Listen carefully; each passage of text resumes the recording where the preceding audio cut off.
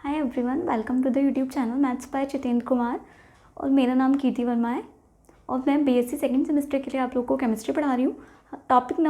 Unit number 1 carbohydrate से start हो रखी है और अब वो ख़त्म होने वाली है। ठीक है, तो उसमें हमने कल टॉपिक स्टार्ट किया था सुक्रोज का इंट्रोडक्शन कल हमने देख लिया था।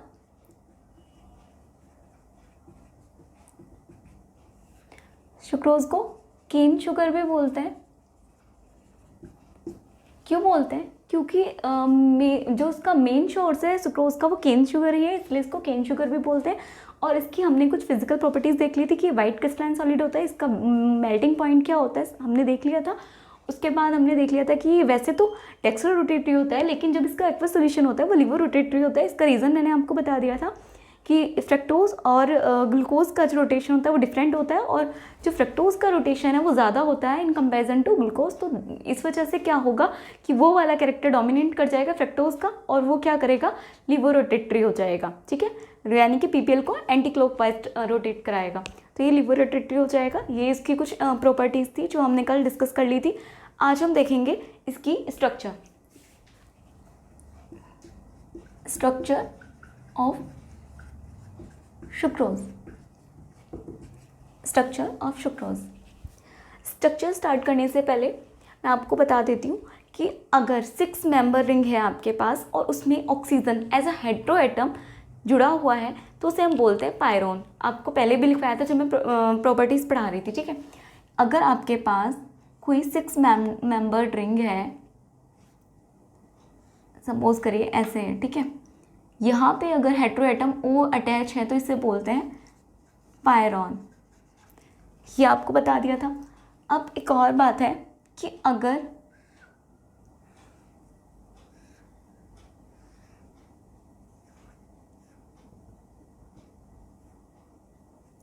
आपके पास 5 मेंबर रिंग है और उस पर oxygen as a hetero atom attach है तो इसे बोलते हैं फ्यूरॉन।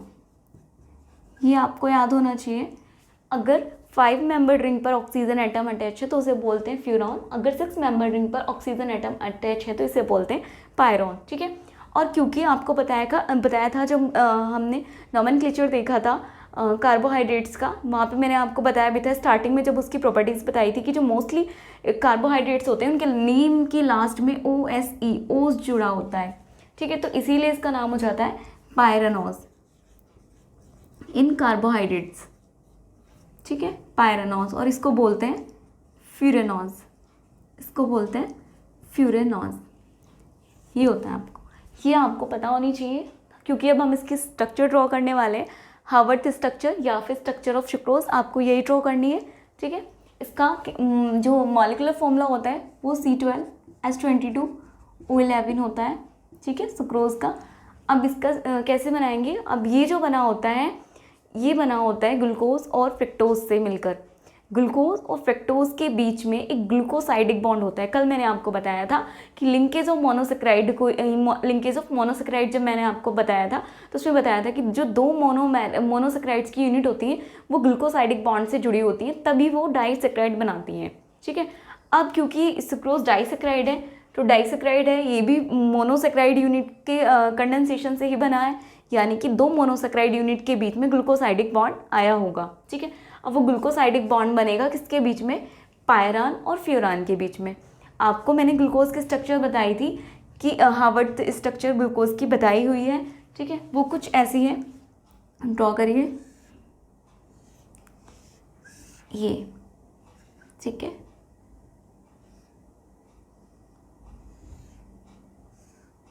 ये carbon carbon carbon carbon and carbon, ये है आपका ग्लूकोज। ठीक है, और वो भी हम ग्लूकोज लेंगे। याद रखने वाली बात है कि अल्फा डी ग्लूकोज लेने वाले हैं हम यहाँ। हमने ग्लूकोज की 2 फॉर्म देखी थी, अल्फा और बीटा फॉर्म, दोनों में डिफरेंस वहाँ पे बताया था। ठीक है, अब यहाँ पे देखिए अल्फा डी ग्लूकोज लेंगे हम, और उसकी स्ट्रक्चर कैसे होती है?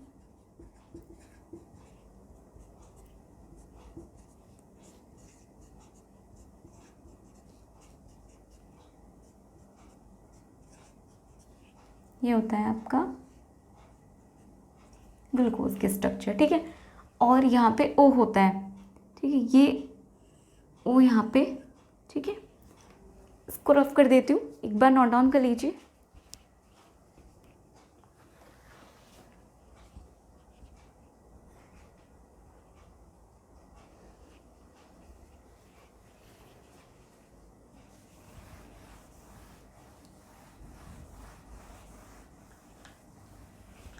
देखो अब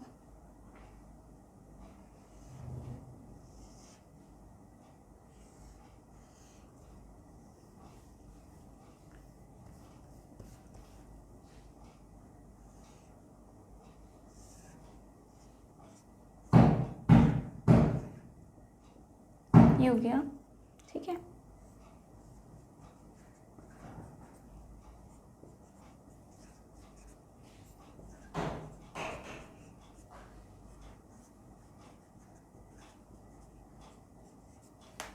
ये आपका beta D fructose, beta D fructose.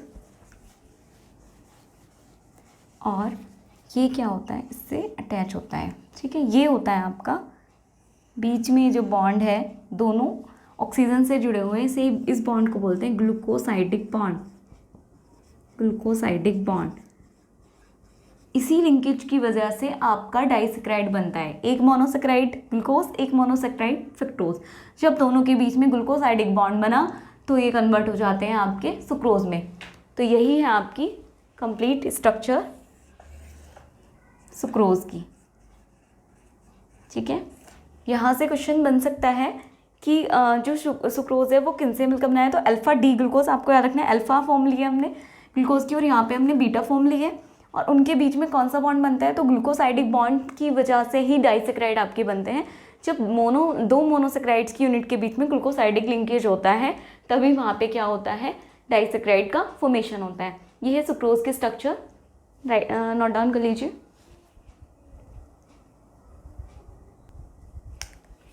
आप सभी ने नोट डाउन किया होगा। तो एक यहाँ पे एरर था, ये H ऊपर और CH2 नीचे आएगा, ठीक है, ये ध्यान रखिएगा।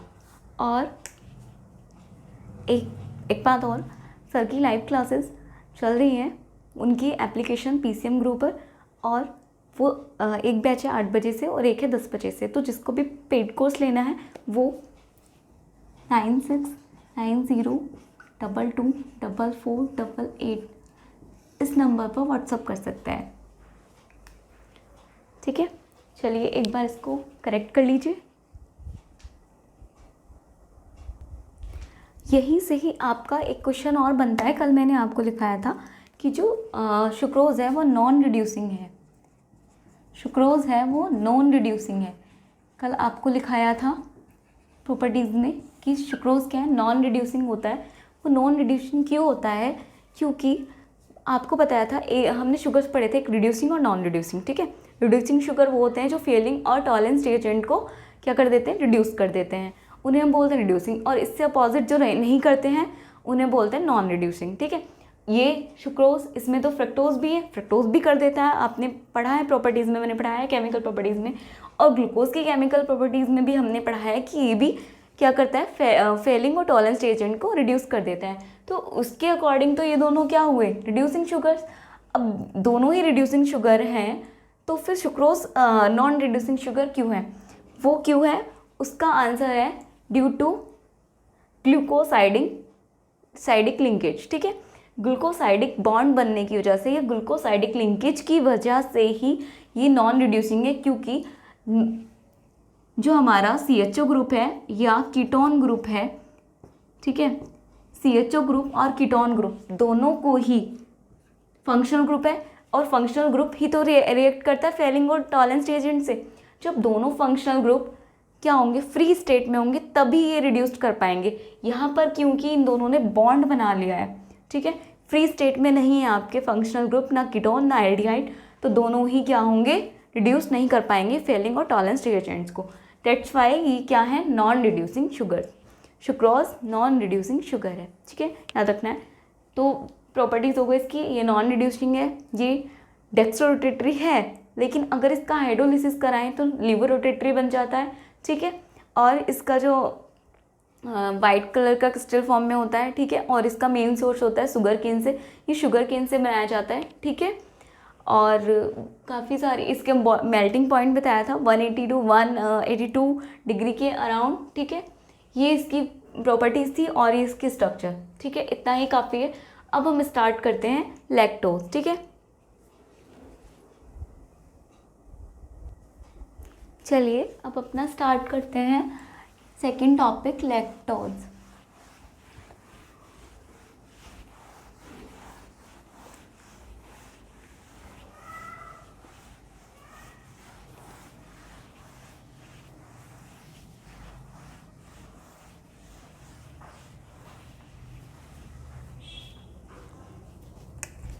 Second topic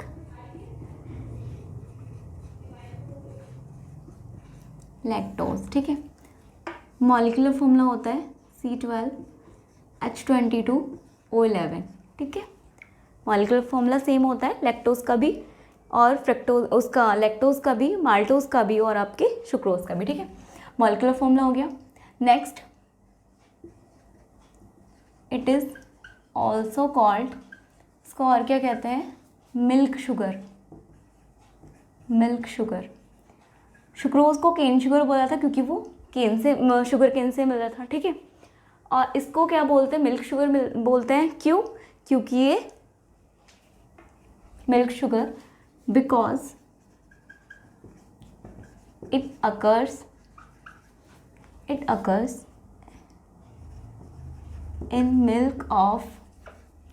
in milk of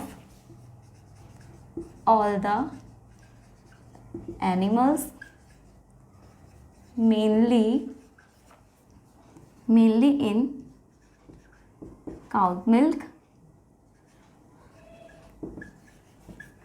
कितने परसेंट होता है ये? 4 to 8% तक, ठीक है। काउ मिल्क में, ह्यूमन मिल्क में भी होता है, ठीक है, हो गया। It is also called milk sugar because it occurs in milk of all the animals, mainly in cow milk, ठीक है, इसलिए इसको मिल्क शुगर बोलते हैं। Third, it is a reducing sugar. याद रखिएगा, जो सुक्रोज है आपका वो नॉन रिड्यूसिंग है, लेकिन लैक्टोज आपका रिड्यूसिंग शुगर है, ठीक है। रिड्यूसिंग शुगर का मतलब ये फेलिंग और टॉलरेंस एजेंट को रिड्यूस कर सकता है, ठीक है। देखिए, इट इज डेक्स्ट्रो रोटेटरी। ये क्या है? डेक्स्ट्रो रोटेटरी है। डेक्स्ट्रो रोटेटरी है मतलब पीपीएल को क्या करेगा, प्लस या फिर क्लॉकवाइज डायरेक्शन में रोटेट कराएगा। डेक्स्ट्रो रोटेटरी है यानी कि डी या फिर प्लस ऐसे हैं, ठीक है, रिप्रेजेंट करेंगे इसको, ठीक है। और इसका मेल्टिंग पॉइंट लिख लीजिए, it's melting point is 203 degree Celsius, ठीक है। इसका मेल्टिंग पॉइंट क्या है? 203 डिग्री सेल्सियस है, ठीक है। लिखिए, ऑन द, क्या करेंगे इसका अब हम? Hydrolysis. On the hydrolysis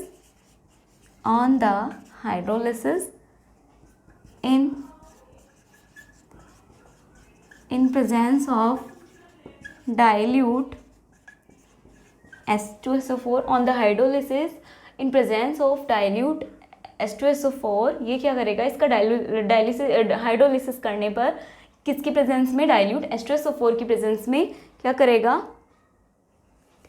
give 1 molecule of glucose and 1 molecule of galactose, ठीक है। अब अगेन ग्लूकोज और गैलेक्टोज का सेम मॉलिक्यूलर फॉर्मूला होता है, ठीक है। क्या करे, कैसे देगा? C12H22O11 है आपका, ये है आपका लैक्टोज।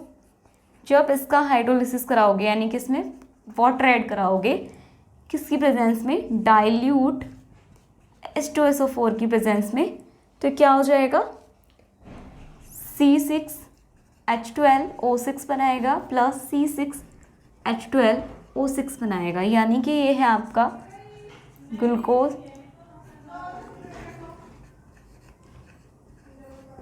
ये है आपका गैलेक्टोज, ठीक है। लैक्टोज कन्वर्ट हुआ ग्लूकोज और गैलेक्टोज में, ठीक है। ये है आपका लैक्टोज के बारे में।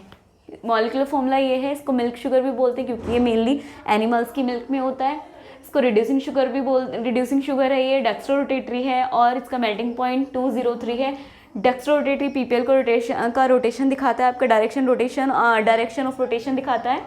और हाइड्रोलिसिस करने पर इसका क्या देता है, ग्लूकोज और गैलेक्टोज देता है, याद रखिएगा, ठीक है। नोट डाउन करिए। चलिए नोट डाउन कर लो। अब देखते हैं इसकी स्ट्रक्चर ऑफ लैक्टोज।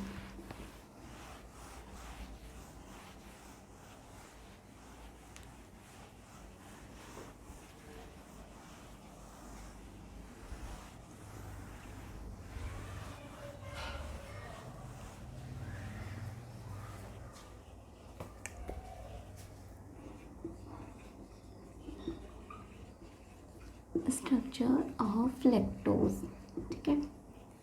आपको पता है कि ग्लूकोज और गैलेक्टोज से मिलकर बना है, ठीक है। तो उसी की स्ट्रक्चर बनाएंगे। देखो, ग्लूकोज का फॉर्मूला भी C6H12O6 होता है और गैलेक्टोज का फॉर्मूला भी C6H12O6 होता है, ठीक है। तो अब देखो कैसे बनाते हैं, और दोनों में ही बीटा डी लेना है। आपको याद रखना है बीटा डी गैलेक्टोज और बीटा डी ग्लूकोज ही लेना है। चलिए पहले स्ट्रक्चर बना लेते हैं।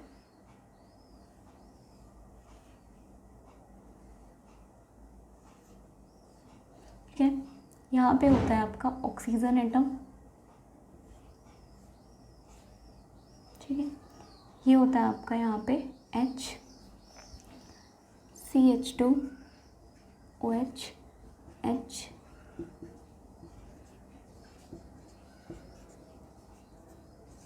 ये है आपकी बीटा डी गैलेक्टोज की स्ट्रक्चर, ठीक है। बीटा डी ग्लूकोज की बात तो हो गई। अब बनाते हैं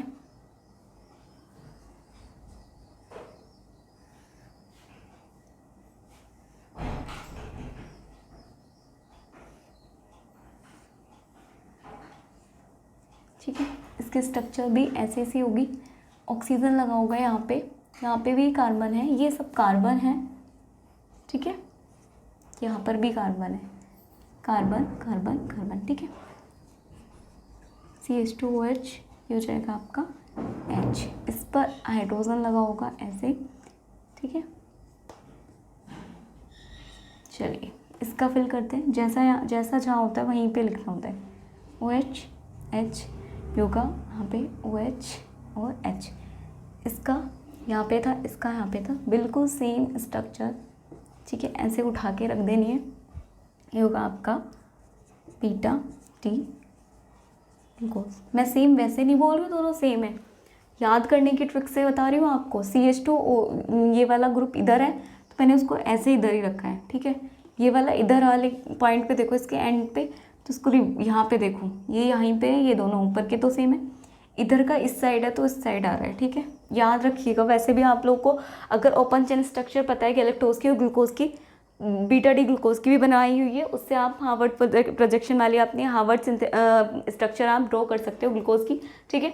सेम वैसे ही आप गैलेक्टोज की भी ड्रॉ कर सकते हो। ये होती है आपकी स्ट्रक्चर, और ये यहाँ पे ऑक्सीजन से जुड़ा होता है, ठीक है। और यहाँ पे देखो, यहाँ से नंबरिंग होती है ना, 1 2 3 4, यहाँ से होगी 1 2 3 4 5, ठीक है। ऐसे नंबरिंग होती है 5। तो लिंकेज देखो आप किस किस के बीच में हो रहा है, 1 और 4 के बीच में। ये भी आपको याद रखना है, ये हो रहा है आपका लिंकेज, ये बन रहा है आपका ग्लूकोसाइडिक बॉन्ड। क्या बन रहा है आपका, ग्लूकोसाइडिक बॉन्ड या ग्लूकोसाइडिक लिंकेज। और किन किन के बीच में हो रहा है, कार्बन 1 to कार्बन 4 के बीच में, ठीक है। कार्बन 1 to कार्बन 4 के बीच में। अब क्या होगा, ये रिड्यूसिंग शुगर क्यों है, पहले इसकी स्ट्रक्चर देख लो। ये बीटा डी गैलेक्टोज है, ये बीटा डी ग्लूकोज है, ठीक है। दोनों का फॉर्मेशन हो ग्लूकोसाइडिक बॉन्ड से, और ये C1 और C4 के बीच में पढ़ने को हो रही है। जल्दी से इसको ड्रॉ कर लीजिए।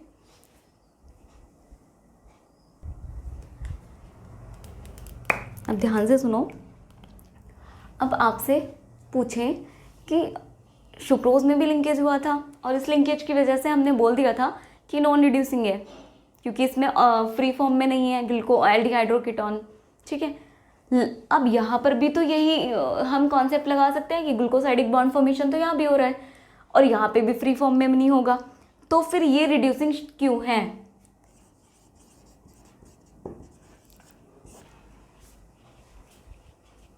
ठीक है, ये रिड्यूसिंग क्यों है? तो ये रिड्यूसिंग क्यों है, या ध्यान से सुनना, ठीक है। इस पॉइंट पे ध्यान दो कि इसमें जो है ग्लूकोज, याद रखिएगा, ग्लूकोज का जो सेकंड कार्बन होता है, सेकंड कार्बन, ग्लूकोज का जो सेकंड कार्बन होता है वो क्या करता है, कन्वर्ट हो जाता है किसमें, एल्डिहाइड में, कन्वर्ट हो जाता है एल्डिहाइड में। और इस एल्डिहाइड की वजह से ही and due to this aldehyde क्या हो जाएगा, इट इज़, ये तो फ्री है ना, तो क्या हो जाएगा, ये जब एल्डिहाइड में कन्वर्ट हो जाएगा तो लिंकेज तो यहाँ पे हो रहा है, यहाँ तो फ्री रहेगा, तो ये क्या करेगा, रिड्यूस्ड कर देगा फेलिंग और टॉलेंस रिएजेंट को, ठीक है। इसी वजह से क्या कहते हैं, यानी कि इसी एल्डिहाइड ग्रुप की वजह से इसको क्या बोलते हैं, इट इज़ क्या है, रिड्यूसिंग। नोट करके लिख लीजिएगा अपने नोट में इस स्ट्रक्चर के नीचे कि ग्लूकोज, इसमें क्या होगा, कौन सी स्ट्रक्चर है ये आपकी, यहाँ पे लिख भी लीजिएगा, ये स्ट्रक्चर है आपकी लैक्टोज की, ठीक है। लिख लीजिएगा कि in lactose glucose second carbon convert aldehyde and due to this aldehyde group it is reducing sugar, ठीक है, याद रखिएगा। नेक्स्ट हमारा स्टार्ट होता है अब माल्टोज, ठीक है, जल्दी से नोट डाउन कर लीजिए इसको।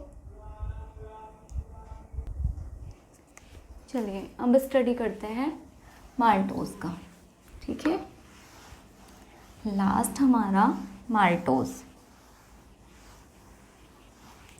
अब ये यूनिट बस एंडिंग की तरफ है, ठीक है। अब करते हैं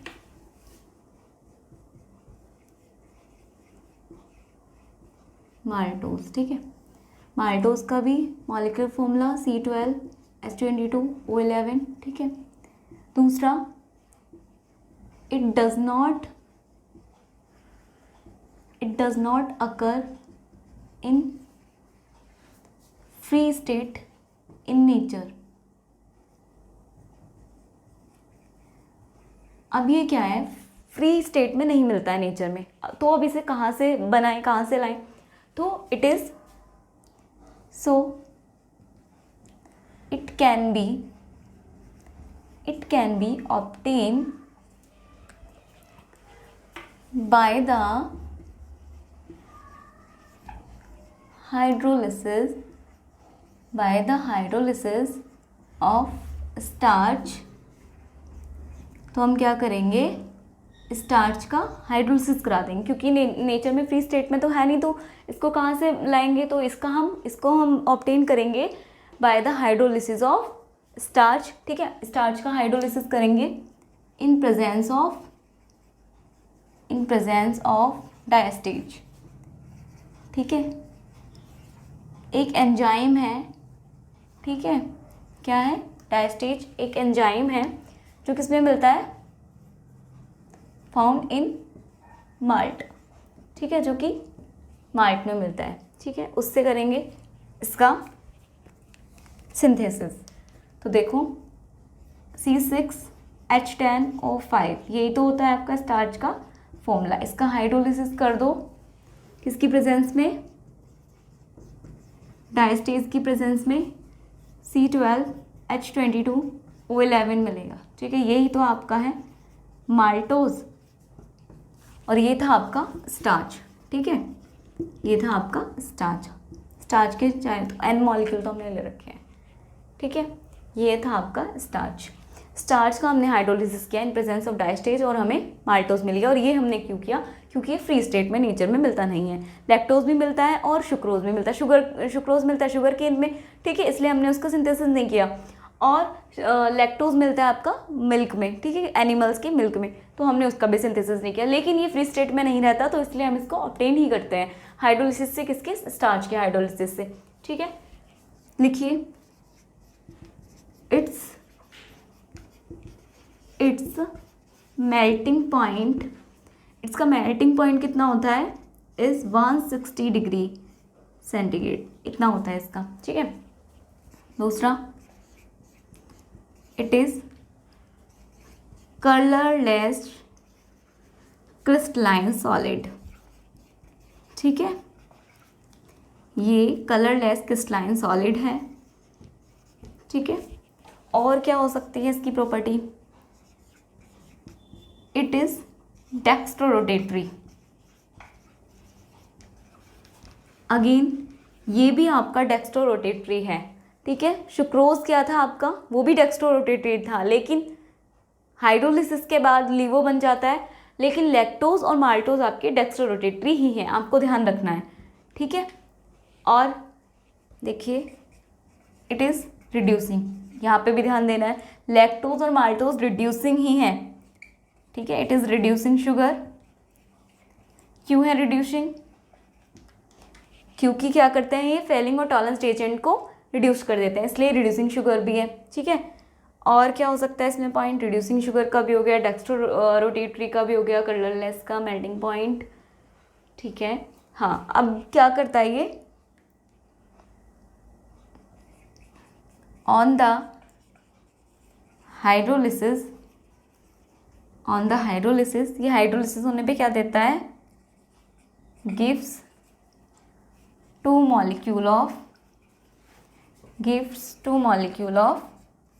ग्लूकोज, याद रखना है आपको कौन क्या देता है, ठीक है। सुक्रोज देता है क्या, ग्लूकोज और फ्रक्टोज, लैक्टोज देता है ग्लूकोज और गैलेक्टोज, और माल्टोज देता है 2 मॉलिक्यूल ऑफ ग्लूकोज, ठीक है।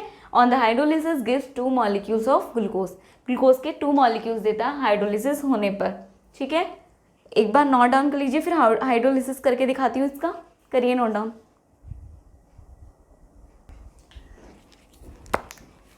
हाँ ठीक है, on the hydrolysis gives 2 molecules of glucose, ठीक है। और ये किसकी प्रेजेंस में होता है, वही, चलो मैं रब कर देती हूँ, इसका हाइड्रोलिसिस करके दिखा देती हूँ।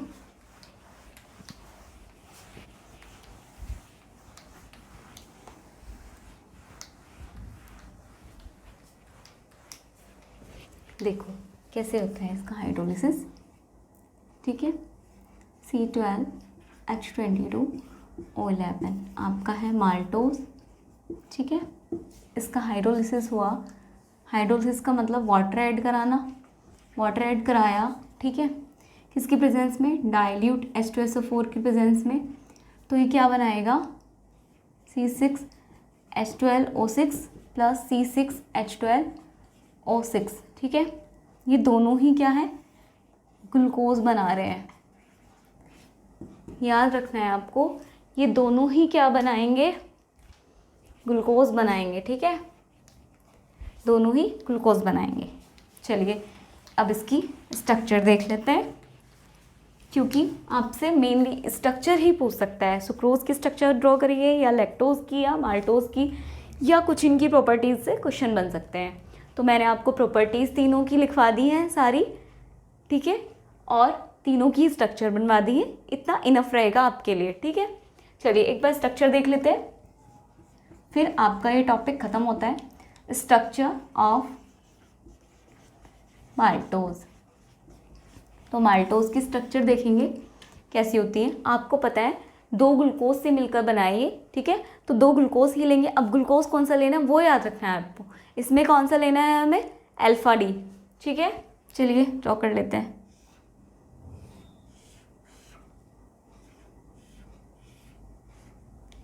Carbon carbon carbon carbon carbon,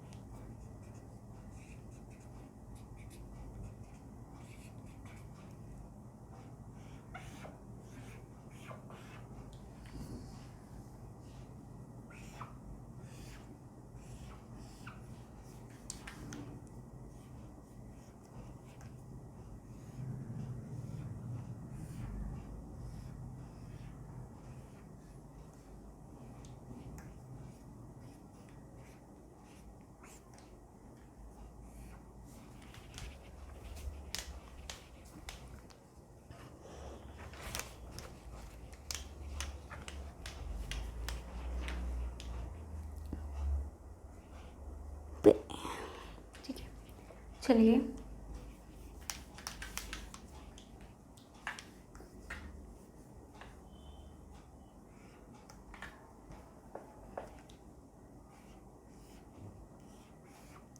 यही नहीं सीधी आ रही है। चलिए यहाँ पे कार्बन है, ठीक है, और यहाँ पे H लगा दीजिए, वैलेंसी पूरी कर लीजिए। यहाँ पे आपका O आएगा, ये कार्बन है, ठीक है, सभी को पता है कार्बन पे बॉन्डिंग होती है।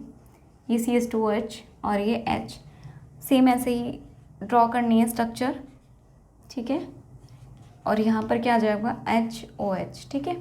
ये है आपका अल्फ़ा डी ग्लूकोज, और ये भी क्या है आपका अल्फ़ा डी ग्लूकोज, ठीक है। और ये वाला आपको पता है लिंकेज क्या कहलाता है, ग्लूकोसाइडिक लिंकेज, ग्लूकोसाइडिक लिंकेज या ग्लूकोसाइडिक बॉन्ड या बॉन्ड भी बोलते हैं, ठीक है। ये है, ये स्ट्रक्चर है आपकी माल्टोज, हाँ माल्टोज की, ठीक है। ये स्ट्रक्चर है आपकी माल्टोज की, ठीक है। अब ध्यान देने वाली बात ये है कि ये मैंने लिखवाया कि रिड्यूसिंग शुगर है, ठीक है, जबकि लिंकेज तो यहाँ भी है, तो यहाँ पर भी सेम रीज़न है, ग्लूकोसाइडिंग लिंकेज हो रहा है इसमें C1 और C4 के बीच। इसका तो C1 और यहाँ से काउंटिंग करोगे ओके बाद से 1 2 3 4 और इसका 1 है, तो C1 और C1 और C4 कार्बन के बीच आपका ग्लूकोसाइडिक बॉन्ड बन रहा है। ध्यान रखना ग्लूकोसाइडिक लिंकेज C1 और C4 में हो रहा है, सेम लैक्टोज की तरह ही, ठीक है। तो सेम रीज़न है कि इसमें भी क्या होगा, अल्फा डी ग्लूकोज के, इसमें बल्कि दोनों साइड अल्फा डी ग्लूकोज के क्या हो जाएंगे, एल्डिहाइड ग्रुप कन्वर्ट हो जाएंगे ये दोनों ग्लूकोज। सेम वही रीज़न लिखना है कि ग्लूकोज का क्या है, सेकंड कार्बन एल्डिहाइड ग्रुप में कन्वर्ट हो जाएगा, और इस एल्डिहाइड ग्रुप की वजह से ही ये रिड्यूसिंग शुगर की तरह बिहेव करेंगे, ठीक है। तो ये था आपका ग्लूकोज, सुक्रोज, लैक्टोज और माल्टोज के बारे में। आज की क्लास यहीं पे ख़त्म होती है। Keep learning.